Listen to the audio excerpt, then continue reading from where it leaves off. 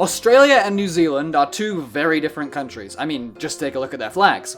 But in spite of that, they were both British colonies at the same time in the same part of the world, so why aren't Australia and New Zealand one country?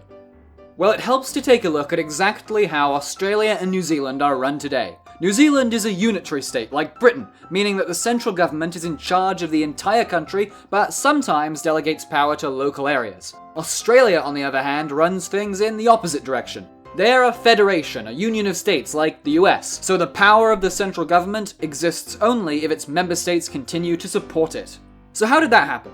Much like Britain's former North American colonies, Australia was never one entity even when it was ruled by Britain. Instead, the British established a number of Australian colonies, the predecessors to the modern Australian states, each with their own separate colonial governments. For a time, New Zealand was actually a part of one of the Australian colonies, New South Wales, which at its greatest extent also controlled about 2/3 of the entire continent. So you could say that for just a few decades in the 19th century, Australia and New Zealand sort of were one country, or colony anyway.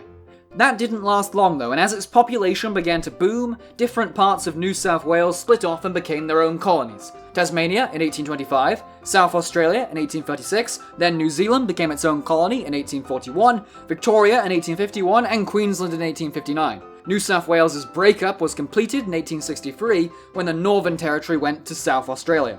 But as time passed and a greater portion of Australia's population became native-born, a distinct Australian identity began to emerge. Still, there was significant opposition to the idea of a united Australia. Smaller colonies feared that a new federal government would be dominated by Victoria and New South Wales, colonies with much larger populations, and that their interests would not be given enough priority. There would also be economic consequences to federalisation. Many of the Australian colonies brought in large amounts of revenue by taxing imports from their neighbours, but a united Australia would almost certainly enforce free trade between its member states. Those issues were a lot worse in New Zealand. The islands are separated from the Australian mainland by 2,500 miles of the Tasman Sea, so the idea of a united Australian identity was much weaker there. But more practically, New Zealand was much less economically dependent on the mainland colonies than they were on each other, though trade did still happen regularly. And if New Zealand was to come under attack, it was much too far away for an Australian federal government, which would inevitably be based on the mainland, to effectively respond. Nevertheless, when representatives of all 6 Australian colonies and New Zealand met in Melbourne in 1890, they collectively agreed that the time for federation had arrived. But the New Zealand delegation still had some issues. For one, the conference seriously considered granting additional votes to landowners, an idea called plural voting, something that New Zealand had only just abolished the year before the conference. For another, New Zealand and the Australian colonies took very different positions in regards to their native peoples, the Aboriginals and the Maori.